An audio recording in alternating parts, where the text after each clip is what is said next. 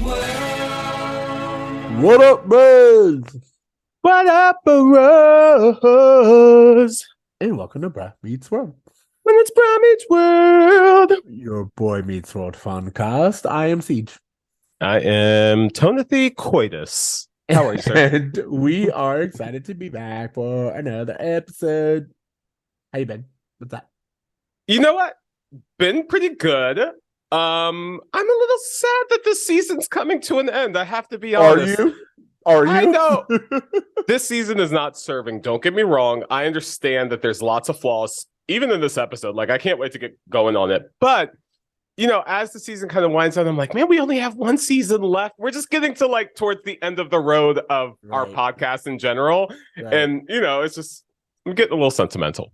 I understandably. It's so funny. I was talking to someone on, I think it was our YouTube, and they were talking about how this season 6 has been very divisive. Like it should be. It has a lot going on. Not all what I thought it would, but I'll say this: listening to the podcast, I can tell they're saying all these people left at a specific time, and I'm like, oh yeah, you can tell.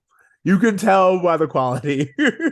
People started jumping ship. We don't have the same people working on this show. Yeah, I like this episode is a perfect example of what are we doing?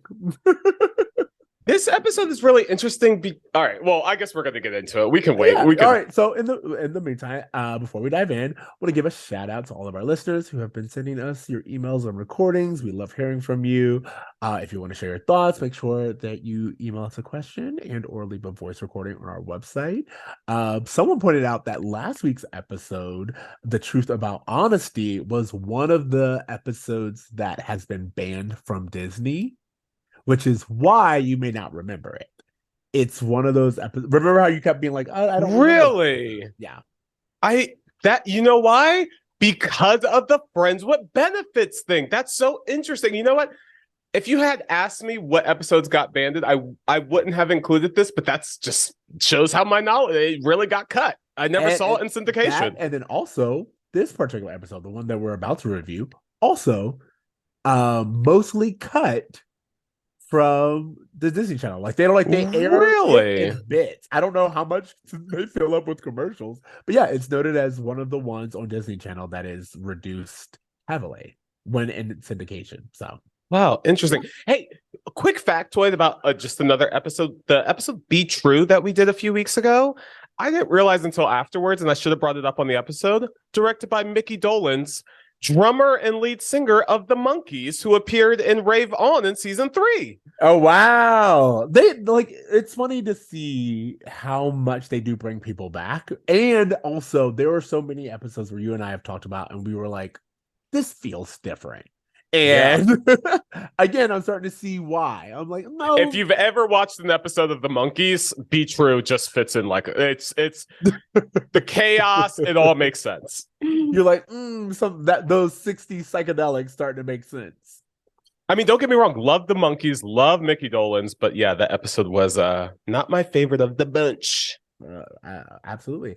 And then finally, we want to give a special request to all of our listeners. You guys, we're on a mission for 1,000 YouTube subscribers. So do us a favor, hit that follow button. If you're watching this on YouTube, thank you. If you're not, get on over there. Click subscribe. Subscribe, share. Let people know what's going on. We out here. Absolutely. We in these streets. We in these streams. In these streams, in their dreams. I knew it when I said streams. I was like, he's gonna make a dreams connection. So that to me says, are you ready to just get into it?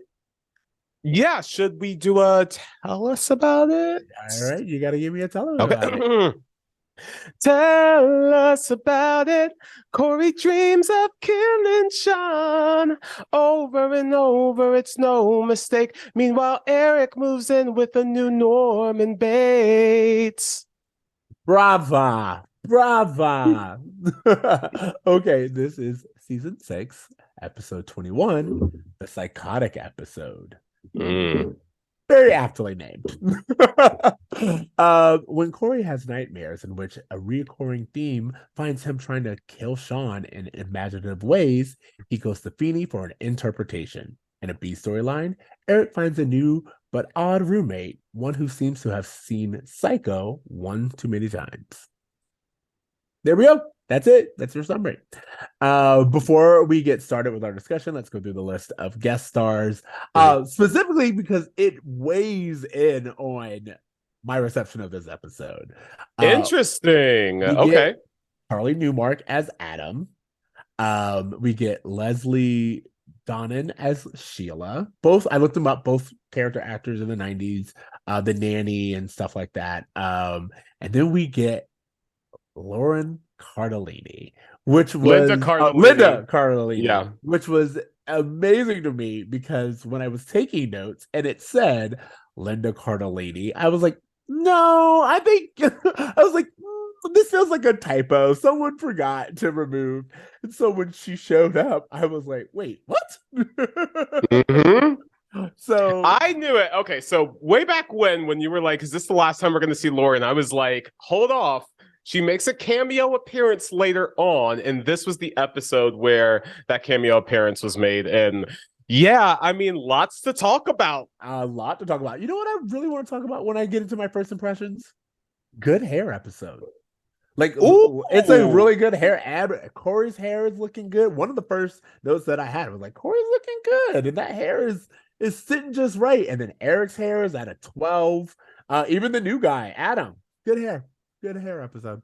Again, if Michael Jacobs' name is on it, the hair is herring. He will not allow it any other way. Absolutely. I just wanted to point that out. What were your first impressions? Again, we're gonna go with the A storyline being Cory v. Shawn, and the B storyline, which we will get to later, is Eric's hunt for a place to live. Totally. Right off the bat, I immediately looked up the air date because I was like, is this a Friday the 13th? Like there was just like a creepy like Nightmare on Elm Street type of thing happening with the A storyline, and then the Psycho kind of thing happening with the B storyline. So I thought, was there something going on maybe on the TGIF lineup or whatever? But no, we're like into sweeps month. This is like May leading into the finale. And so this is like typically when shows put out their strongest episodes to build up momentum for a finale. And I just don't know that Boy Meets World understood that assignment. So I completely agree. One of the notes that I have is that this heavily mimics Shawn's, and then there was Shawn episode where Shawn is also like murdering his friends. And so to kind of get a repeat of that and nothing really new felt like ground we'd covered before. Yeah. And I mean, to just kind of loosely touch on it, the B storyline felt so much like, and I know you're going to get this reference, the one where Eddie moves in and Friends.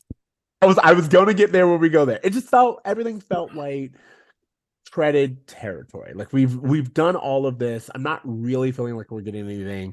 And a lot of the episode felt like, to me anyway, like we've had in the last few episodes where we would hit on something intelligent or something worth discussing, and then it would be undercut almost immediately. Whether it was undercut by it being a dream, and you're like, oh, this was a really wise thing for someone to say. It was a dream person, doesn't really matter. Or just like, again, with like the comedy or the quote unquote comedy of the situation. So I just felt like, even if you're able to see this episode for what they want us to see it as, it's just like a fun, silly, goofy episode with a bunch of crazy dream sequences. There's some great jokes in here. This is one of the first episodes in a long time where I liked Cory in it. Really? Maybe more than the other episodes. Like, really? We'll get into it. But I found him more likable in this episode than most episodes. The overall lesson of this episode, the big takeaway is kind of like that's what I meant by it's undercut. Not even undercut. I just don't know if it's a good lesson that they should be teaching. I don't know about this idea that you need to kill off everyone else in your life so you can be completely codependent. Like, I don't know. It's a weird lesson. So No, absolutely. Like there's like we're getting right into it. So as we've talked about, Cory has had several dreams about killing Shawn. Feeny gives him some advice, but turns out that's Dream Feeny. So he goes to the real Feeny for advice, and the real Feeny, again, for me, I'm like, I had to remind myself they don't have Google. So I'm like, why don't you just like do your own research? But like that doesn't mean like Google's the only research. You actually have a library that can tell you about dreams. But instead, he just goes straight to Feeny. wait. I'm sorry. Can we just pause it just real fast because we kind of went over this, and this was just something I noted that I was like, I need to talk to CJ about. Did you notice that the episode opens with the dream sequence? It's a dream sequence of, it's the first time Shawn gets pushed down the elevator shaft, but it starts with Rachel. She kisses both Cory and Shawn and then makes out with Eric before going into the room to have a throuple situation with Rachel and Jack. And I just thought that was really interesting on so many levels, that this is Cory's first fantasy come to life, and the first thing we see is Rachel being overly sexualized in a position where she essentially has made out with every guy on set at this point. And I also thought that in Cory's imagination, it was interesting that he saw them as a throuple as well. The thing that we keep saying is the thing that he kind of personified within his first dream. I just thought all of that was very fascinating. Well, I agree with you in that sense. It does make sense, especially at the end of the episode when we see why Cory is having these dreams in the beginning. It makes sense that Rachel is there and he is kind of living out this pseudo sex dream. I immediately was like, things are way too, like, I feel like too many jumps have happened, or I feel like something's missing, that I immediately knew it was a dream sequence. I was like, something's off. So immediately got there. But to your point, I think it's kind of sad that Rachel's character is something where I'm just like, oh yeah, you're being sexualized, and just for lack of better words, eye candy. Not surprised, and that's just that's run of the mill.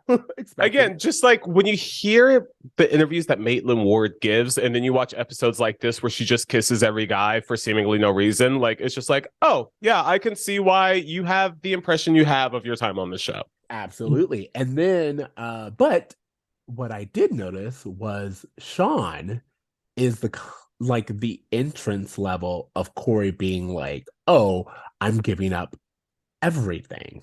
And I thought that was very interesting. Like, it could have started with Rachel and it could have had Linda Cardellini the entire time. There could have been several girls going in and out. Like, this could have just been about Cory with different girls and like he's dream cheating and all this other stuff.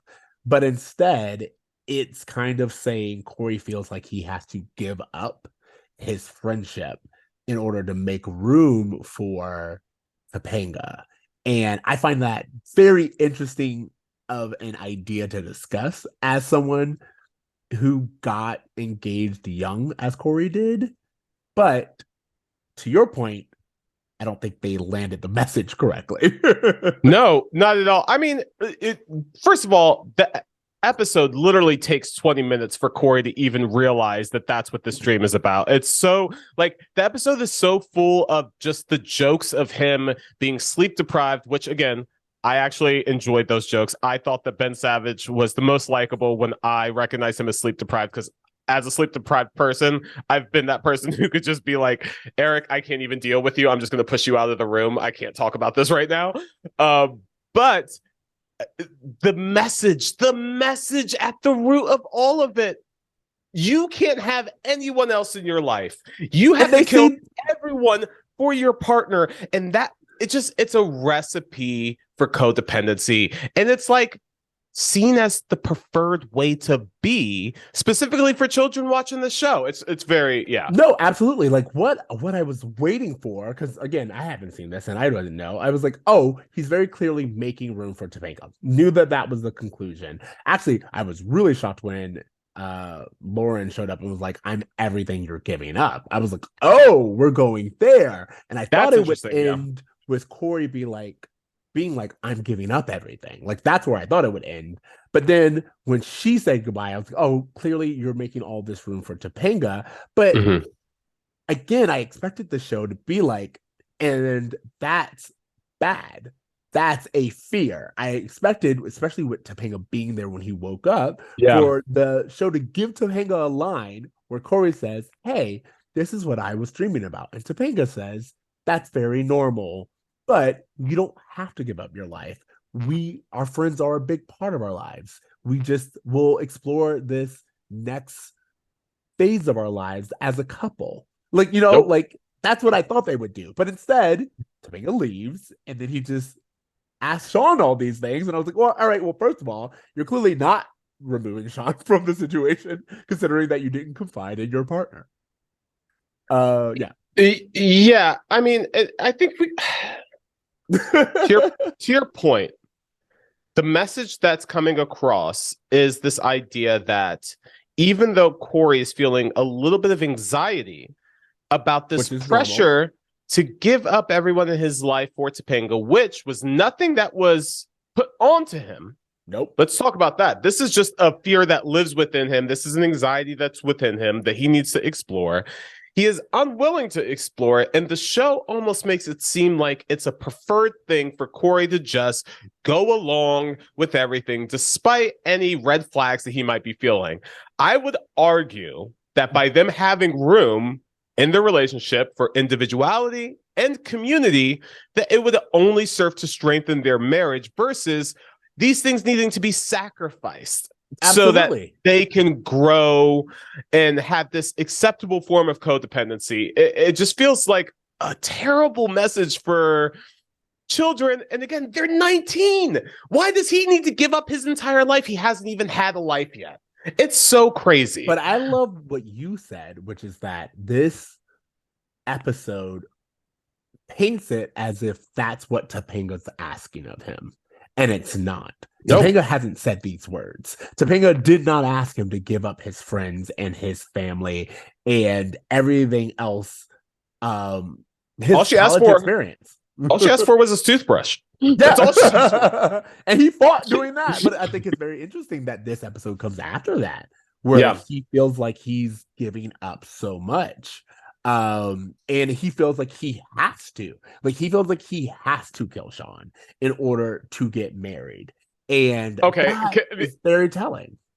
And to your point, like, he is feeling all of these things. Okay, so there's one point where there's a very Nightmare on Elm Street scene where Cory like has a nightmare in his class, and we as the audience don't realize it's a nightmare until it's already happening. He's killing Shawn. He wakes up and he's like, "Die, Shawn, die!" And Shawn is overhearing this. The whole class is hearing this, right?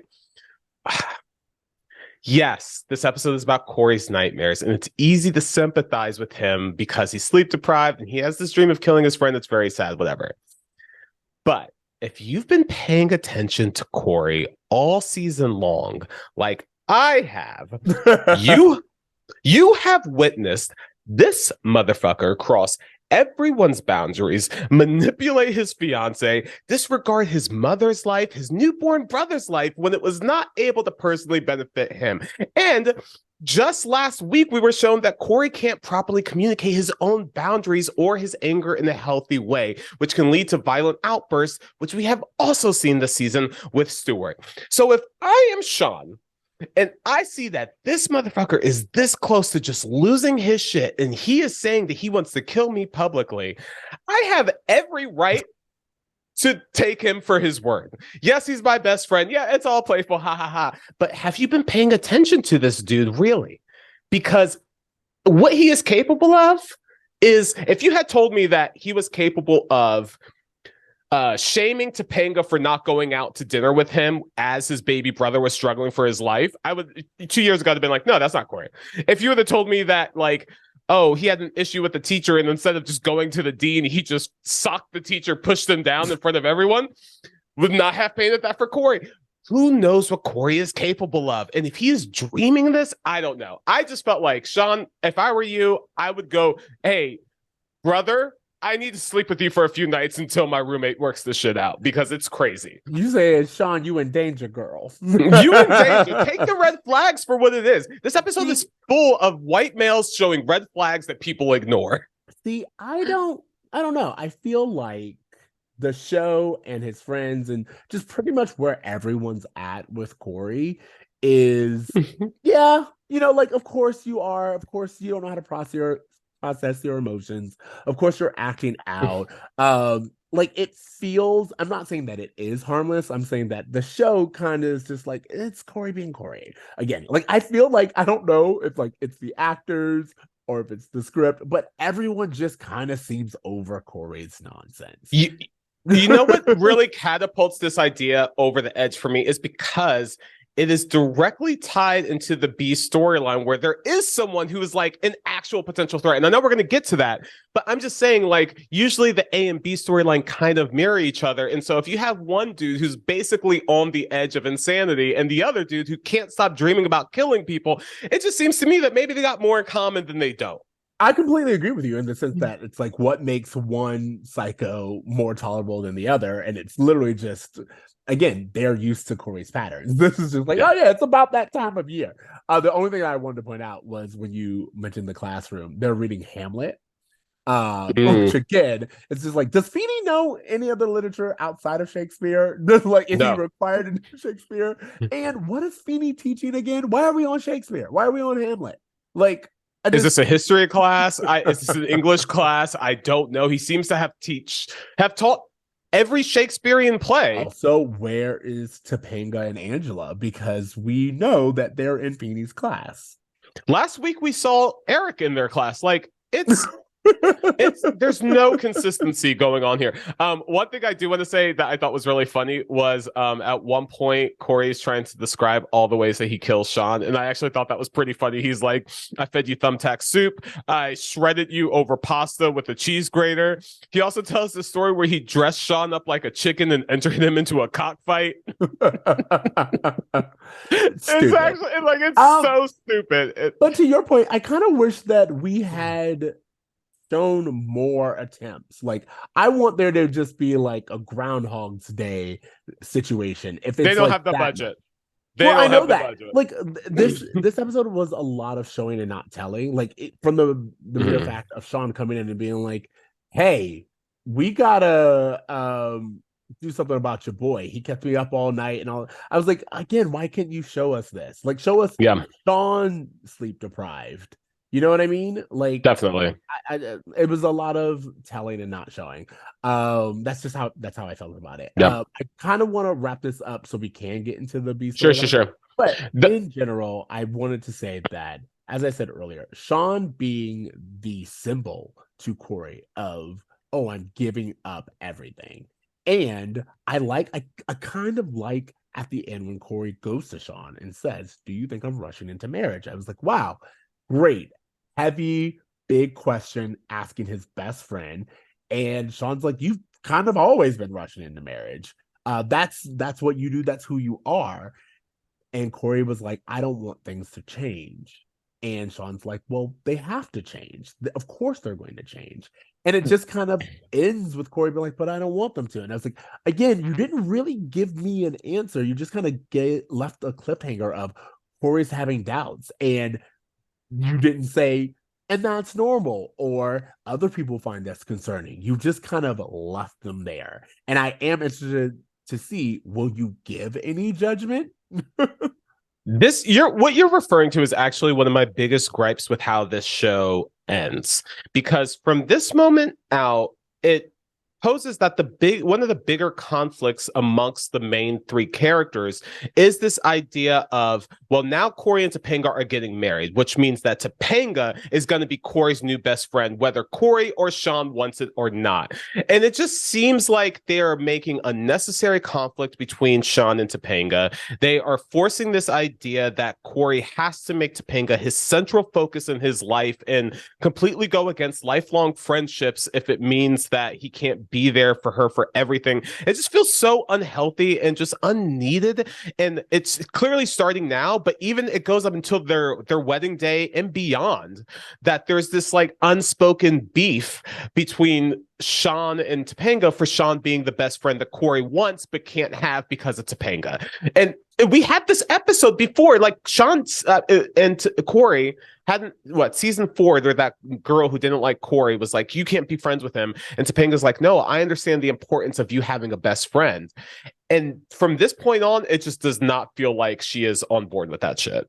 Well, so again, I don't know what the future episodes have, but I will say the idea of exploring, like one of the things that Michael Jacob always says is it's kind of a love triangle between Cory, Shawn, and Topanga, and Cory's love with his best friend and Cory's love of his life, Topanga. So I think the idea of this established trio having to confront the fact that one side of the triangle is literally getting married, and they will be legally the most important people in each other's lives. I like the idea of bringing that up. I like the idea of confronting that. I think it's very normal and accurate, especially considering their ages, for them to bring up, yeah, it was one thing when we were all friends, but what will our group dynamic be like once we're married? I think that that's great that they brought it up. And I think it's great that they constantly are showing Cory have understandable and reasonable reactions to being 19 and being engaged. What I don't like is that they never really continue that conversation and have any kind of resolution. And they just kind of be like, it's like that sometimes. Anyway, he gets married. No, well, yeah, because to your point, it's like I don't mind them having that conversation either, because it is very dynamic and like full of just kind of everyone's backstories clashing into each other.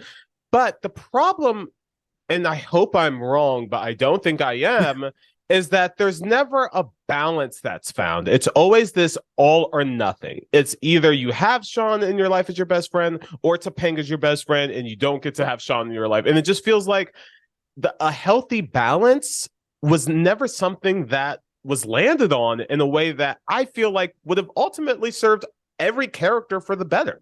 Absolutely. That's what I'm saying. Like when I said that when Cory woke up and Topanga was there, let's even say Topanga and Shawn were there, I think it would have been great for him to be like, oh, I had this dreams and this is what I thought. Cory explaining that, and then Topanga and Shawn, or Topanga or Shawn, or whoever, just kind of being like, hey, that's actually pretty normal for you to be thinking about this close to the wedding. And it doesn't mean anything's wrong. And we don't have to give up anything. We just all have to figure out how this works in that next phase. I think that would have been great. But instead, they just kind of presented the problem and said that Cory was unhappy with the problem, and then we just all move on.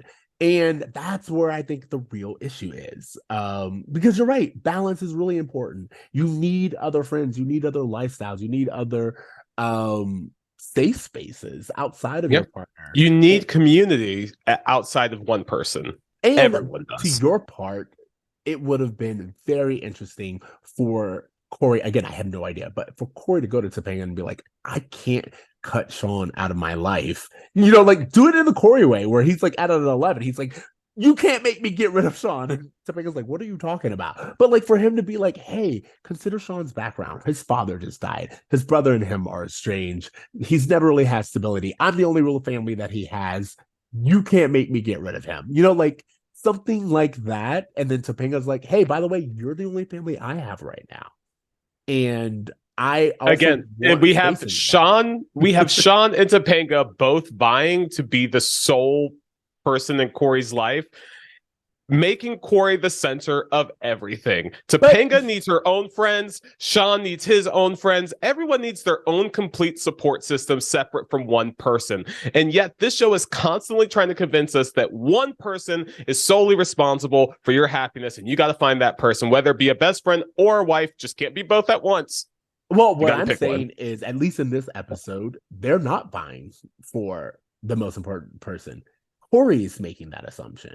And I think that is worth discussing. I think that's actually notable that no one, not Shawn, not Topanga, are competing for his attention. This is all internal. This is anxiety Cory has. And Cory is literally projecting.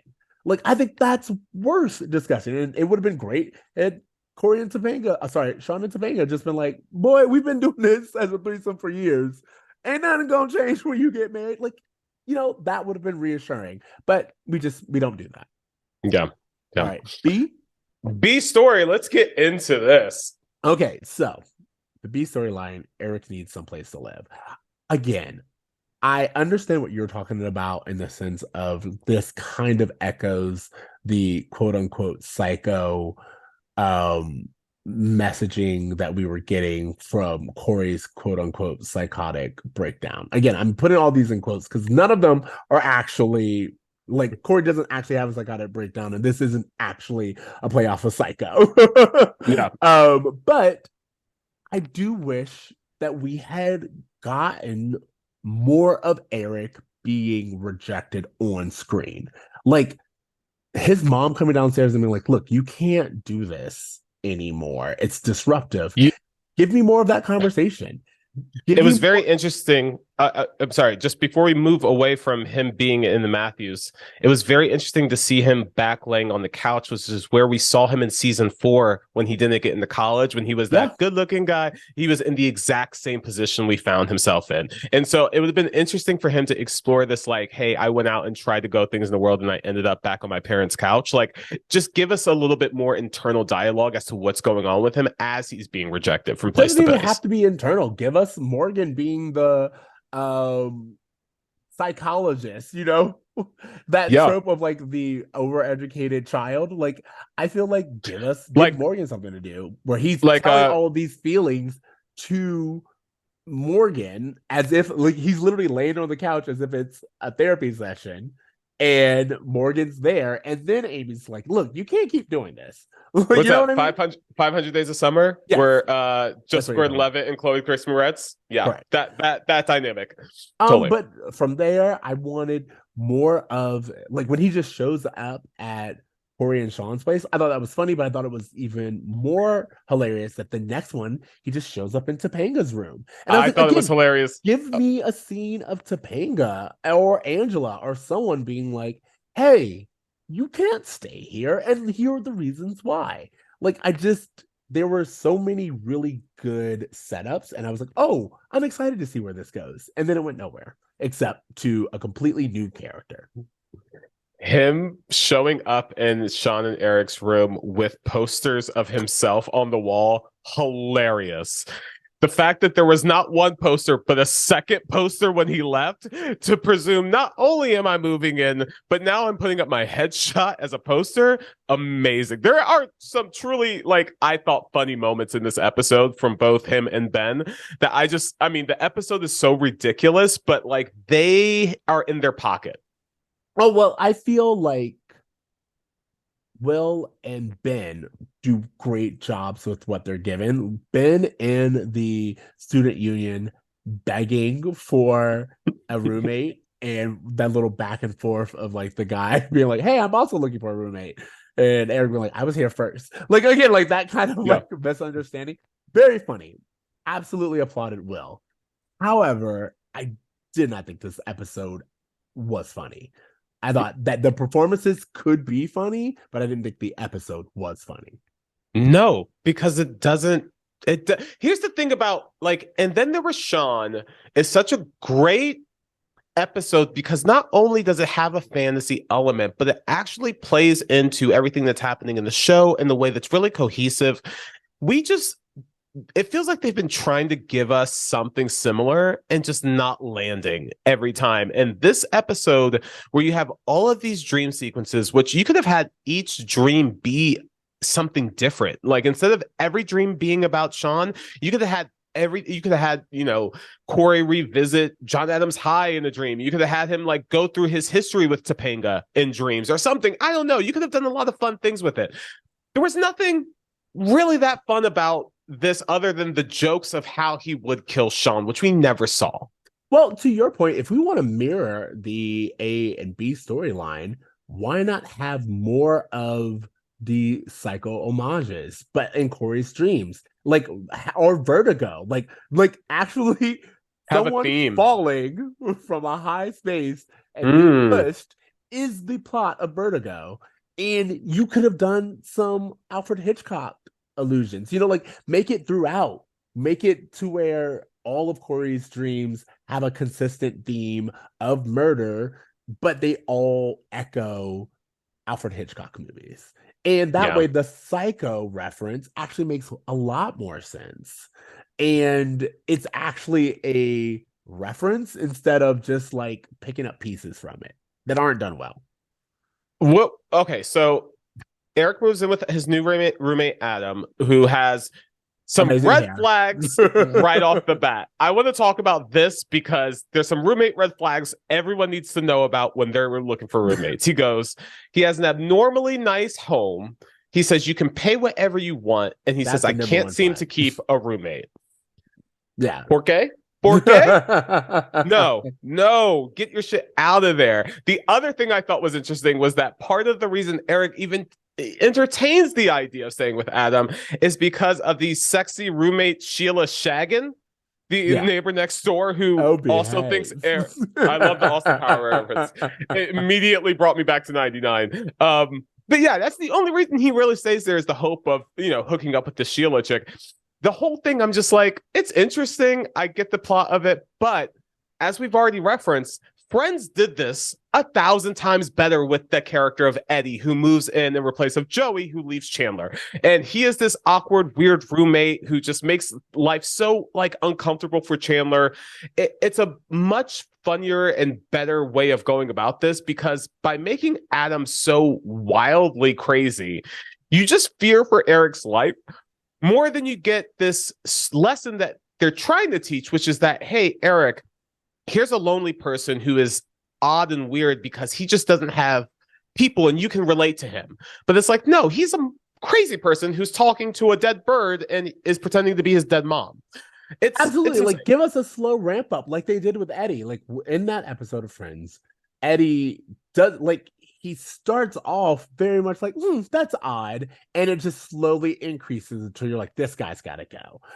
They increase it over 3 episodes actually in Friends, so it's not all at once. So it really slow burns, and I know they don't have the option to do that here, but they do it really well there. But you could have slow burned in scenes. Like, give us a little bit of stuff. Also, Sheila doesn't seem to have any problem with him. So there would be something to say that, oh, he's not that bad. Like, I want other people to consider that he's crazy or that he's great when Sheila's around. But the moment he leaves, he has like a split personality. Like, that would be a amazing situation. But like, again, it's just like, there's no real thought into this and this premise. And he's just immediately crazy, immediately someone that we should, as you said, be concerned about.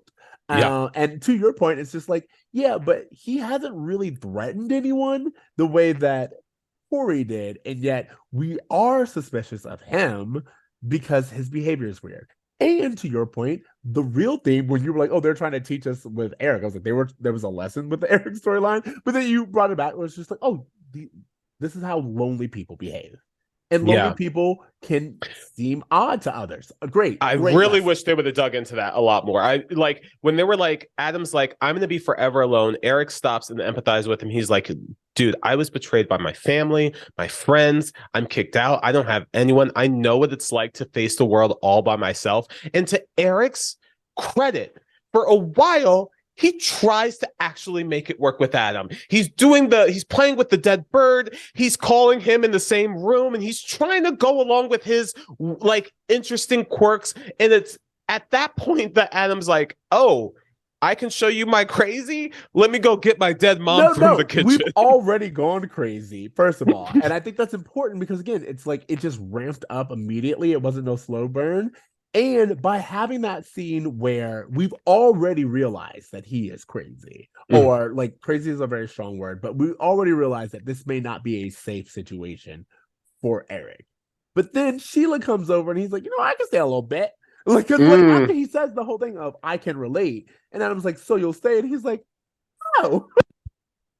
That we already have our resolution there. We understand that this dude is not a safe space, but Eric has already made the choice to stay for the sake of being closer to Sheila. The little button on the episode where we get, and he's like, oh, I'm going to amp up the crazy. It's like, you didn't need to amp up the crazy. No. You already had gotten there. And this would have been a great opportunity to up the stakes in a different way, i.e., have Sheila be someone where it's like, oh, you're also someone who I should be concerned about. You know, like that, like have Sheila play along with the dead mother, or something. Have Sheila be just as weird as he is, and that's Correct. revealed something. I really am. Like I said, I know they did this for humor, the ramp up. I thought it would have been far more interesting to have this be more like Eric's version of Alternative Friends, where like at first he meets someone who's a very odd duck, but then like he's like, you know what? I'm kind of an odd duck too, and we're gonna find a way to kind of make this work. And you know what? Your world is kind of seems a little weird and crazy to me, but you know what? My world seems weird and crazy to a lot of people, and I'm willing to play in the sandbox with you. I kind of really liked that. And when they amped it up, I got disappointed where I was just like, oh, so this whole episode was for nothing for Eric. Like this literally, what was the point of any of this? If there isn't any growth, if Eric's not able to see in himself, like, hey, maybe my takeaway from all of this is that I need to open up myself to new people and new experiences, regardless of how strange they may seem on the surface. That just feels like a much better way to cap his storyline than just have him have this awful experience and end up back on his parents' couch. Well, to that point, we open up the episode with Cory's dream, to where Cory's like, hey, Eric deserves to move back home, or needs to move back home with Rachel and Jack. Like that's what Cory's subconscious is saying. And there's a scene where Rachel and Jack run into Eric. It almost makes logical sense that the end of this episode is Eric being like, I need to go back to Rachel and Jack. Or him, again, being defiant. As you said, like last week's episode would have been, had he been like, actually, you know what? I'm actually hurting. If in this episode, Eric had been like, we get a scene of Eric outside the door and he hears Jack and Rachel laughing and he just turns away. Again, he just can't do it. That's a whole other thing. And that gives this arc that we're on weight. But instead we get nothing. And and what I mean by nothing is like, we don't get a resolution. Eric doesn't end up anywhere. As far as we know, he's still looking for a place to sleep tonight. He's still sleeping on the pool table in the student union.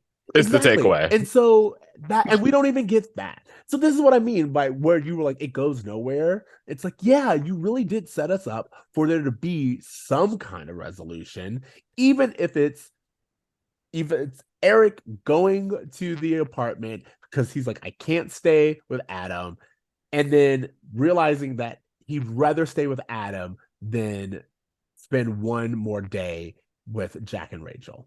That's something. Or back to his parents' couch, or again, trying to Topanga or sleeping. I would have taken Eric hiding under Cory and Shawn's bed. You know what I mean? Like, I thought the next step was him knocking on Feeney's door, asking to stay with him and the dean. I just thought something else was going to come.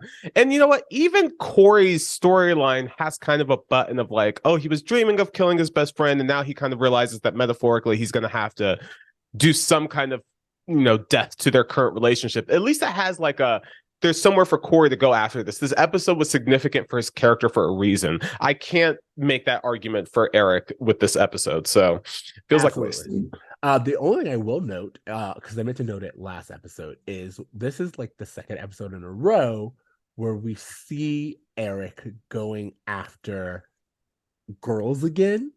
And I just remember, I remember listening to the pod, but B, I remember there was this whole stretch where I'm like, Eric doesn't really, like, he's not going on dates. Like, there was a time where he was like interested in Rachel, but like even then it's just like, what is Eric doing? Like, he used to be the ladies' man and like girl after girl, and they haven't done that in a while.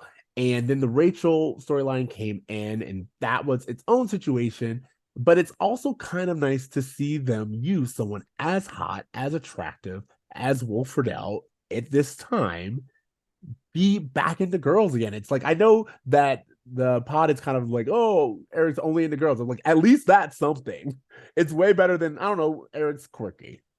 Well, it also, like, to me, from a storyline, doesn't make sense to have someone as attractive as Will Friedle just not get any attention whatsoever. It's like, even like being quiet, like this dude is constantly making people laugh. Like he has great hair. Like he's clearly handsome. Like why are we pretending that he is struggling? You know what it is? It's that she's all that thing where it's just like, I don't believe that this girl is unattractive in any circumstance. Keep the overalls and the glasses on. Rachel Lee Cook is Rachel Lee Cook. Like I just can't buy it.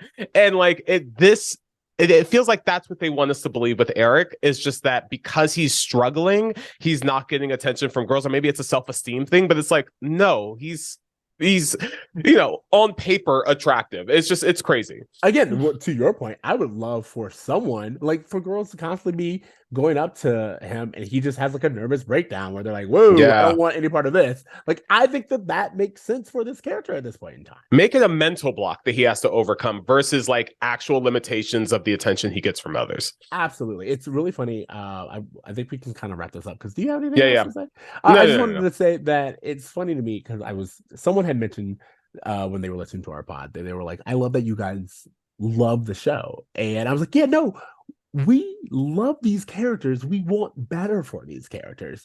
And 100%. we like, I know we're very critical of a lot of like these episodes, but it's because it's like you don't have to do much. One or two lines and you've saved this episode. It's when it seems like you didn't know where you were going or where you took us wasn't worth the ride. That's when we get frustrated.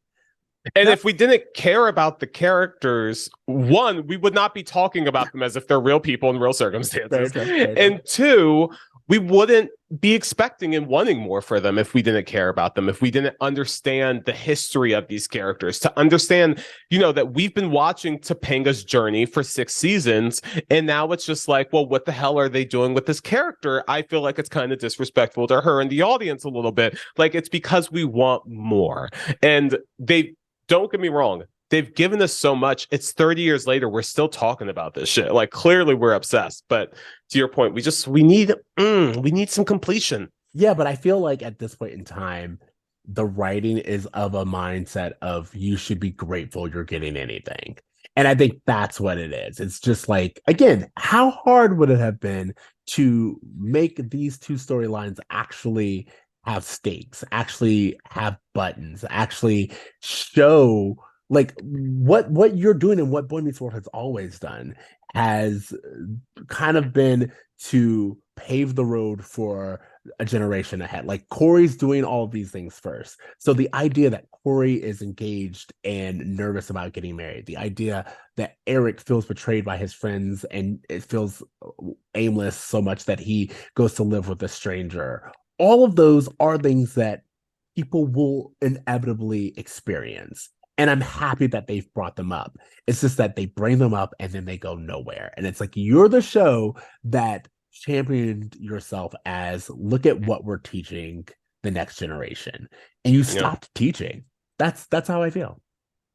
It just feels like they were phoning it in at a certain point. And it also feels like the actors were kind of, and not saying anything because we've been commenting on how great Will and Ben's performances are, but I would have to imagine if I were an actor playing these characters and to see them continue to make the same mistakes over and over again, to continue, having, being a woman cast member and having all of your storylines revolve around these dudes who never learn shit, I would just imagine it gets old after a while. And I feel like, you play the games best when you love them and you're having fun playing it. And it just feels like people are not really having as much fun playing the games as they used to. Maybe I'm wrong, but I don't know. I agree with you. It's as I said, I've repeated several times in the last few episodes. It seems like everyone's over Cory, and maybe that helps their performances, but very much you like when Shawn is like, yeah, he's at it again.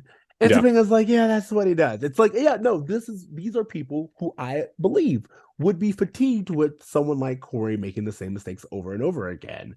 So I feel like those performances are believable, but you're like, how much of this is also the writers just kind of bored?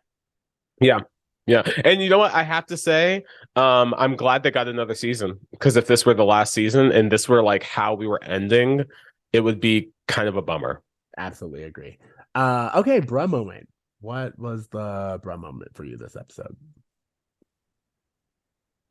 The bruh moment. Um, uh, I guess the overall bro moment I have is this concept that you need to kill everyone else in your life who would be a distraction from your sole significant other who you should dedicate everything to and form a codependency with. And like this whole lesson that we're supposed to be walking away with, I think is really unhealthy, not only to young viewers, but to even like college age kids who are in these quasi serious relationships when they're maybe too young to be. Like it paints this image of marriage as a sentence, Yeah. as something that like, you know, you have to sacrifice. And it's like, it's just like, it doesn't need to be any of that. And it just feels kind of archaic. Yep. And I just feel like it's a bruh moment for sure in terms of how it's aged. How about you? That was my bruh moment. That was what I actually was going to say. I feel like I have, if I want to contribute, I have like a bruh second, like a bruh blip, yeah. Was just like the treatment of Sheila in this. It's like, well, that's unfortunate. You know, like just, oh, I'm slutty and dumb, and I came over here in a towel because I do that sometimes. I locked myself out of my after my shower again.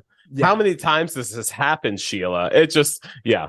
It was very much like, well, that's unfortunate. I will say, I thought that they brought back Linda Cardellini in the right way. Yeah, you know what?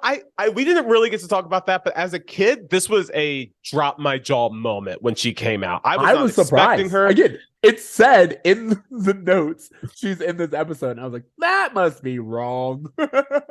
For her to come out and for Cory to just be like kind of confronting her again, this girl who played such a huge role in, you know, where he is with, who knows if they would even be engaged right now, getting married if it wasn't for her. You know what I mean? Like really, like she was kind of the catalyst for all of this happening. And so it's really interesting for her to be brought back, but for them to not really explore the role that she played, how she kind of forced the hand in terms of engagement, in terms of maybe she's the reason why Topanga didn't want to go to Yale because Topanga was worried that another Lauren would come around. And like there's just shit we could talk about.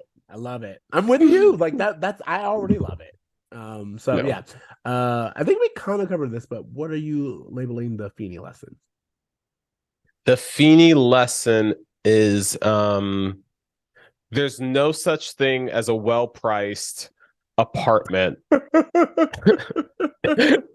it looks too good to be true. If it's too good to be true, it is too good to be true. That's the thing about roommates. And I feel like that's probably the lesson that I would recommend everyone walking away with. If it looks too good to be true, it's because of this.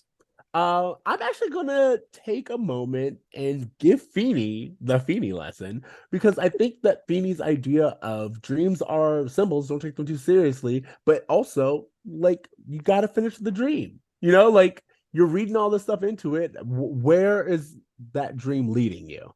Like you got to go through it. You got to go through it. Like I thought that was really helpful. What grade are you giving this? I'm gonna give this episode like a D plus. I love it. We are in that same space again where I'm like C minus, and I think we've done this the last few where I'm like, this is, by the way, this is rated way higher than it should be on IMDb. I think it's rated like an 8.5, and now that I've said it out loud, I think it's only because Linda Cardellini is in it. 100%. No reason for this to be rated 100%. And I also think that there was a time where this idea of Cory making way, you know, making room in his life for his sole future bride was seen as very romantic, was seen as like a rom-com, like you want a guy to do this kind of thing in the way that I think maybe charmed like people who found their relationship aspirational. I'm not really sure what it is, but watching it now, it feels like there's it just doesn't feel like there's any substance there. So what you can see my face is there. Every time you were saying, I was like, yeah. I just updated my rating of this episode on IMDb. I was like, this cannot stand. Other people need to speak out. Okay. And homework. What homework do you have? My homework is going to be letting you go first, sir. Isn't it been the case? You know what? It's so funny. This week, I, for whatever reason, got back into Steven Universe. And I know that the listeners know a while ago, I was like talking about Steven Universe and how much I loved it. I started watching Steven Universe Future because I never like it the original series ended and then they had a movie and then they had a spin-off that was like an older a 16-year-old Steven. And I had never watched it. So I was like, oh, let me sit down and watch this. As fantastic as I thought it would be. As like, if we want to talk about the next generation of like teaching lessons that needed to be learned, oh my god, like Steven Universe is just right up there. And I honestly, I'm gonna put this over to you. I don't think you could talk about male growth and emotional intelligence without actually watching Steven Universe. You gotta watch it, Okay. dude. It's so well done. And it's the other day, I'm being really quick with this. The other day I was watching an episode where, of course, everyone has magical powers or whatever.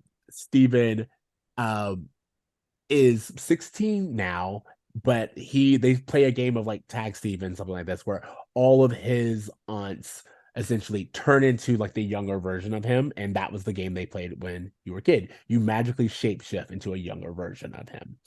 And so he, of course, by the story goes, eventually gets tagged. And they're like, you gotta change into that. Those are the rules. You gotta change into the younger version of yourself. And he does so, but he says, my biggest fear is that you guys only see me as this. I'm not this anymore. And then he shapeshifts again and he's older. And he's like, this is who I am. And I need you to see me that way. And I was like, what a great episode where one, the aunts are like, you don't have fun anymore. You need to be the joyful, loving little kid that you used to be. Never lose that joy. Great lesson. But then for them to turn around and then teach the aunts a lesson and be like, hey, by the way, I know who I used to be, but I'm not that anymore. And I Yeah. need to respect me for where I'm at now. I was like, lessons on both sides. I love this. So yeah, check it out. I will have to check it out. I've heard great things about Steven Universe. So yeah, I definitely need to get into it. Yeah. For my homework, you know what? I'm going to give a shout out to fellow podcaster Christy Carlson Romano. She has a new podcast called Vulnerable with Christy Carlson Romano. She has just been doing great things in the online space. I feel like in terms of a child actor who's able to kind of rebrand themselves and transition into the kind of creator model that the internet's provided, she's done a fantastic job. She's killing it on YouTube. She's had a few podcasts, but this one, Vulnerable, I really love. It's almost like this, like she is ready to have the child star conversations. Like I just had heard the episode she did with Chelsea from That's So Raven. Fantastic podcast, but like she's sitting down with like a Disney star talking about like what it was actually like. And you know, hearing Pod Meets World, hearing Brotherly Love. I think the people who like, there's a few other casts right now who are doing podcasts where they're just kind of deconstructing their experience. You know, you just have to kind of commend these, like our generation of child stars who are doing it different, who are like, you know what? We've seen the way everyone else has done this. Maybe therapy and maybe an open forum to talk about and decompress our experiences is a healthier way to transition out of this or into something better. And, you know, I just think Christy Carlson Romano is doing an amazing job. And so I encourage people to check out her podcast. Yeah, it's so funny. I just watched a clip from her podcast where she interviewed the guy Zeke from Wizard of Waverly Place. Yeah, And he was talking about how he's more famous now for his OnlyFans account than he was while being on the show and what that has done for him. And I was like, oh, y'all are having conversations. Like yeah. everything's on the table. Okay, I'm here for it. And to your point, you and I talked about this during when we were like listening to all those music videos from the Oh yeah, 2000s, where I was like, I'm actually really proud of our generation that we are kind of like going back and we're like, wait. If this was the narrative, we need to correct some things. Like we are very happy to go back and set sure. things straight and be like, actually, it may seem like I was a child star and I had everything, but I didn't have no money. Or racism that almost kept Raven from being the star of her own show. Sure. Whatever it is, we are down to go back and be like, this all that glitters is not gold, and let me tell you behind the scenes. And, yes, these are, child stars and celebrities who are talking about their experiences, which are maybe on the more extreme side of things. But what they're actually getting at are just like what it's like to be a woman in a professional setting, what it's like to, be a child exposed to adults who maybe don't have your best interests at heart, like what it's like to be seen as a sexual object, what it's like to transition out of a successful career. These are all things that people can relate to, even if it's not at the extreme that they're experiencing. So even them just being brave enough to have those conversations openly really allows us as just the public to kind of have an easier time talking about our experiences. Absolutely. Is this where you tell me about your OnlyFans account? Oh, I mean, I'm just I'll saying that we're being vulnerable. I didn't know. Like, I'll get that bag. Guys, let me know. oh, I am Let not me against the know. bag in any way. All right. Thank you guys for tuning into Bromance World. Don't forget to leave us a rating, review, find us in all the places where there are podcasts. You're listening to it right now. So hopefully you found us. Make sure that you keep up with us, follow us, message us at Bromance World on all the places. Gmail.com. T. Anything else?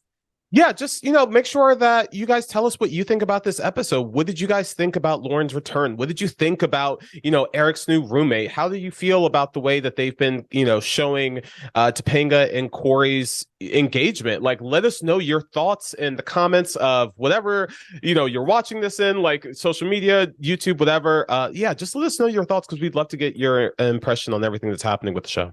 Absolutely. Oh, to that point, I'm pretty sure, and I watched it twice, but I need to like note when Shawn comes in, he says, "Your boyfriend is driving me crazy" to Topanga, and I was like, "That's her fiance." And again, the show doesn't really acknowledge the fact that they're engaged, except like that one scene where Topanga's in a wedding dress. I was like, I need more people to be like, "That's your fiance." Like it should feel like there's a wedding coming, people.